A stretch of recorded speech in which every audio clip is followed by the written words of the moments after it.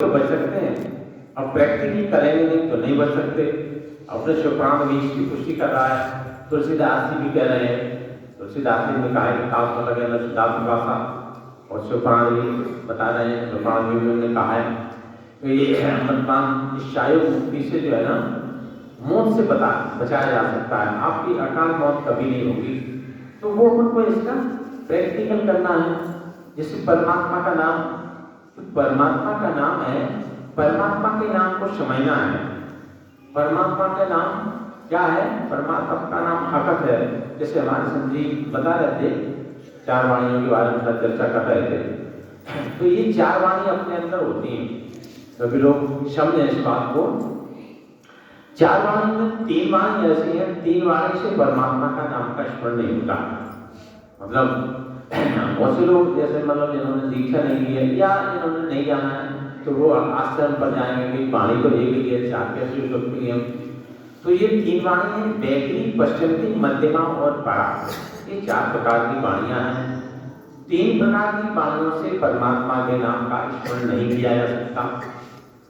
उनकी बैकरी, जैसे बैकरी वाणी है, हम लोग बोल रहे हैं, सब लोग बोलते हैं, बोलते चल बुला रहे हैं, चला रहे हैं, गा रहे हैं, सब कुछ कर रहे हैं, इससे ईश्वर का नाम नहीं लिया जा सकता। पश्चंती वाणी होती है, जैसे अपन कुछ ना कुछ अपने अंदर विचार बनते हैं, इसको पश्चंती कहते हैं। मतलब विचार बनना, जैसे मौन बैठे तो अपन विचार कुछ ना कुछ बनते ही है। मध्यमा श्वास को बोलते हैं। श्वास के अंदर एक परावाणी होती है, उस परावाणी से परमात्मा के नाम का स्मरण किया जाता है। तो परावाणी को अपन को समझना पड़ेगा। परावाणी समझेंगे तो अपन परमात्मा के नाम का स्मरण जरूर कराएंगे। तो अभी अपनी 2 तारीख का जो अपना प्रोग्राम आ रहा है, 2 तारीख की बसंत पंचमी है, उसमें अपन ये सारा डिटेल बताएंगे। मतलब इसमें अपन इस नाम के बारे में विस्तृत चर्चा करेंगे। ये अपने साल का प्रोग्राम ही ऐसा होता है कि इसमें भजन के बारे में अपन प्रत्येक व्यक्ति से मतलब अपन भजन जो करवाते हैं और जनाते हैं, जिसको भी जानकारी नहीं है तो वो अपन को समझना चाहिए। परमात्मा का नाम, परमात्मा का नाम अपन समझेंगे। तुलसीदास ने एक चौपाई पढ़ी है कि जिनकर नाम ले जगमाही, सकल अमंगल बोल न साई। तुलसीदास ने कहा कि जिनकर नाम, यानी जिन परमात्मा का नाम लेने से सारे अमंगल नष्ट हो जाते हैं। अब परमात्मा का नाम लेंगे तभी तो अमंगल नष्ट हो जाएंगे, तो नहीं लेंगे तो कैसे नष्ट हो जाएंगे? अब परमात्मा का नाम मुंह से लिया नहीं जा सकता। जैसे तुलसीदास ने दूसरी चौपाई कही कि मंत्र महामन विषय व्याल के, मैं कठिन पंख बाल के। इस बात को अपन को समझना है। चौपाई थोड़ी सी अच्छी चौपाई भी है, और इसकी गहराई को समझें तो ये समझ में आएगा। क्या कि मंत्र महामन विषय व्याल के, मंत्र महामंत्र कब बनेगा? जब अपन इसको जानेंगे तब महामंत्र बनेगा। जब अपन इसको समझ लेंगे, जैसे अपन प्राणों का प्राण समेत, प्राणों का अपान बेन करेंगे, तब ये महामंत्र बनेगा। जैसे मैंने अभी कहा था, चौथी वाणी परावाणी से परमात्मा के नाम का, जब परावाणी समझेंगे तब अपन परमात्मा के नाम को समझेंगे, तब ये कई महामंत्र की श्रेणी में पहुंचेगा। मंत्र महामंत्र विषय व्याल के, यानी ये मंत्र कैसा है? महामंत्र। जैसे आपने सर्प की मणि देखी होगी, नहीं देखी होगी तो सुनी होगी, मतलब सब लोगों ने नहीं देखी, अपन सुनते आए हैं कि सर्प की एक मणि होती है। जो सर्प की मणि होती है पूरे जहर को खींच लेती है। तुलसीदास का मत है कि जिस सर्प की मणि है, सर्प की मणि से जहर को उतारा जा सकता है। ऐसे ही ये महामंत्र रूपी मणि है, महामंत्र रूपी ये मणि है, और ये सांसारिक विषय रूपी जहर को ये खींच लेगी। ये महामंत्र मन विषय व्यापी, मतलब ये महामंत्र जो है ना, ऐसा है, महामंत्र ऐसी मणि है जो सांसारिक विषय रूपी सांप को, मतलब सांप रूपी विषय को ये खींच लेगी। सांसारिक अपना जो विषय को, इसको सांप समझो, तो ये कौन हटाएगा? ये महामंत्र हटाएगा। तभी उन्होंने कहा कि मंत्र महामणि, मंत्र महामणि, सांप की मणि, विषय व्याल की, सांप का जो है खींच लेता है। मैं तो कठिन पंख बाल की, तब अपन उसको समझेंगे कि कठिन मतलब कठिन से कठिन संकट तब काटे जा सकते हैं। अब इस महामंत्र को अपन समझेंगे तब, और नहीं समझेंगे तो ये महामंत्र नहीं बनेगा। तो अपन चलते रहें, चलाते रहें, कोई अपने भाई बहुत से लोग कहते हैं कि भाई हम तो पूजा कर लेते हैं और सुबह शाम अपने पूजा कर ली और हमने कि भजन करते हो कि भजन नहीं कर पाते, मतलब पूजा कर लेते हैं। तो अपन को भजन जी पूजा केवल पूजा करने से थोड़ी है। पूजा तो अपना सुबह शाम अगरबत्ती लगा दी, अपन को भजन करना पड़ेगा। देखो यहाँ एक चीज और भी आती है जो अपन यहाँ समझने होगा क्या भक्ति और भजन, भक्ति और भजन, भक्ति किसे कहते हैं, भजन किसे कहते हैं, ये दोनों चीजें अलग अलग आपको समझना चाहिए। क्या भजन अपन परमात्मा का करते हैं, भजन केवल परमात्मा का किया जा सकता है। भजन भक्ति गुरु की होती है। अब जैसे कहते हैं हमने भाई ईश्वर की भक्ति कर ली, ईश्वर की भक्ति नहीं की जा सकती। तो भजन भक्ति गुरु की होती है, भजन परमात्मा का होता है। तो दोनों को अपन को करना चाहिए, भक्ति भी करना चाहिए, भजन भी करना चाहिए। भजन से अपने पुराने संस्कार निवृत्त होने, जैसे तुलसीदास ने एक चौपाई और में दिया है कि बारक नाम कहत जग जीव, बारक नाम कहत जग जीव, होत तरन तारन नर देव। जो उन्होंने मतलब एक बहुत ऊंची बात कहती तुलसीदास ने, समझने योग्य है कि बारक, वैसे उसमें तुलसी रामचरितमानस में जो है ना बारक माने एक बार लिखा है, बारक माने एक बार, लेकिन एक बार नहीं है उसमें। ये जो है ना अपन अष्टापदी हैं, क्या है अपन अष्टा, 5 तत्व 3 गुण अपने अंदर कितने हैं, 5 तत्व 3 गुण, अपन अष्टापदी हैं। तो चार चीजें मिल जाती हैं, 4 कौन देकर आए, 4 प्रकार का तत्व, यानी 4 प्रकार की शक्ति अपन को गुरु द्वारा प्राप्त हो जाती हैं। 8 शक्तियां अपने पास हैं, तो ये दोनों मिलकर कितना हो जाती है, 12। तो ये 8 4 12, तब उन्होंने कहा कि बारक नाम कहत जग जीव।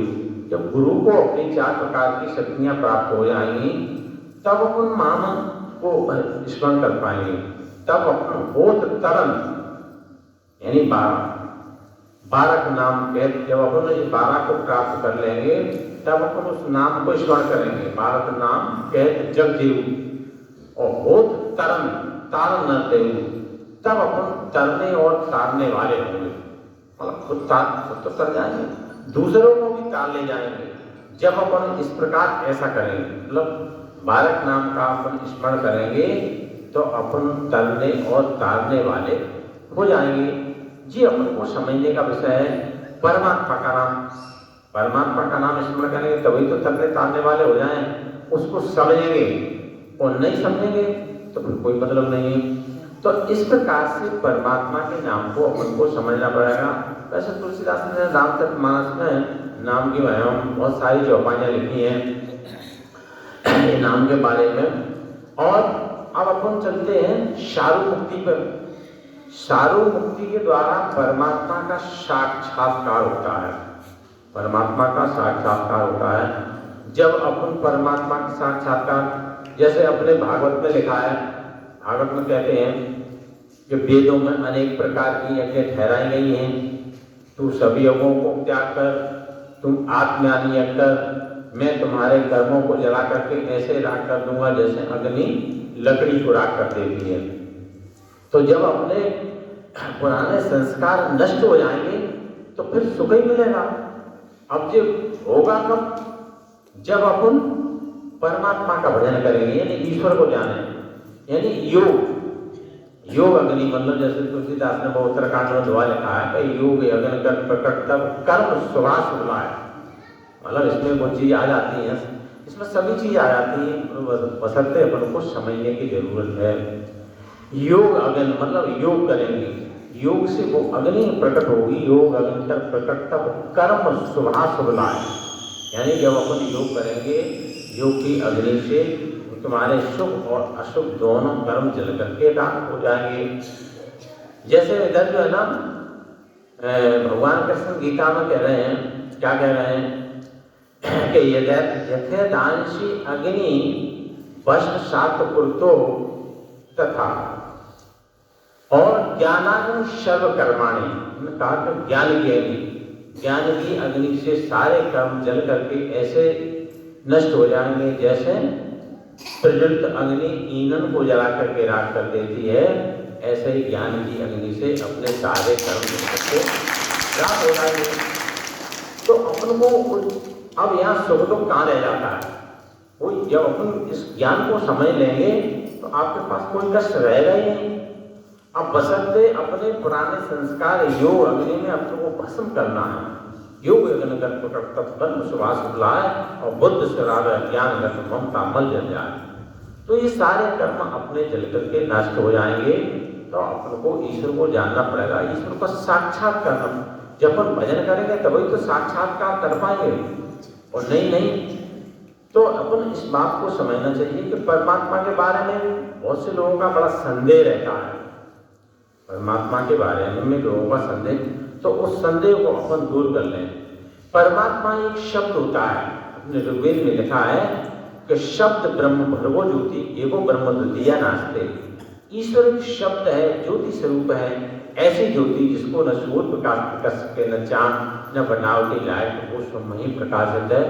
तो वो परमात्मा है। वो परमात्मा तीसरे नेत्र के द्वारा उसको देखा जाता है, और इन आंखों से परमात्मा को नहीं देखा जा सकता। परमात्मा को तीसरे नेत्र के द्वारा देखा जाता है, जो परमात्मा एक शब्द है, ज्योति स्वरूप है। इसलिए जब उसको अपन देखेंगे तो अपने पुराने संस्कार के नष्ट हो जाएंगे। तो इस तरह से ईश्वर के बारे में अपन को साक्षात्कार करना चाहिए। भजन जब अपन भजन करेंगे तो इसमें अपन शुरू से ही बता रहे हैं कि प्राणों से प्राण का मेल, प्राण का अपान मेल करके अपन परमात्मा का साक्षात्कार करेंगे तो परमात्मा का साक्षात्कार हो जाएगा। अब बसंते अपन को करना तो पड़ेगा, और नहीं करेंगे तो फिर नहीं होगा। अच्छा, इसमें एक बात और भी है, इसमें ये बात आप लोग भी समझे हैं कि जैसे अपन ने ईश्वर के बारे में 4 मुक्तियों का ज्ञान बताया, 4 मुक्तियों का बता दिया, मुझे सायो सामी कालो, इसके अलावा दूसरा कोई साधन नहीं है। तो इन 4 मुक्तियों में जैसे अपन कहता है, बहुत से लोग कहते हैं कि भाई मेरा मन नहीं लगता, और बहुत से लोग कहते हैं हमें टाइम ही नहीं मिलता, कोई कहता मन नहीं लगता। मतलब ऐसे अपने कई प्रकार के बहुत से लोग अपने व्यापार कर रहे हैं, कोई नौकरी कर रहा है, कोई धंधा, कई प्रकार किसी कोई मतलब नाइट ड्यूटी देते हैं तो उनको नहीं टाइम मिलता। तो मतलब कहने का ये है कि यदि अपन ऐसा नहीं करेंगे, अपन इसमें से टाइम नहीं निकालेंगे, तो इसके अलावा दूसरा कोई साधन भी तो नहीं है। कहीं अपन ने इसके वंचित अपन ने अपना जीवन गुजार दिया, इन 4 मुक्तियों के वंचित रहते हुए अपना जीवन निकल गया, तो फिर दूसरा कोई साधन नहीं है, तो अपना ये जीवन बेकार हो जाएगा। इसलिए अपन को टाइम तो निकालना पड़ेगा। अब अब जैसे मतलब थोड़ी सी देर अपन इस मान के चलते हैं कि भाई जैसे आपके घर में शादी है, लड़के की शादी है, तो बारात लेके आपको जाना पड़ेगा। भाई और समय कहते हो भाई हमारी दुकान बंद करना पड़ेगी, हमारा इतना नुकसान हो जाएगा।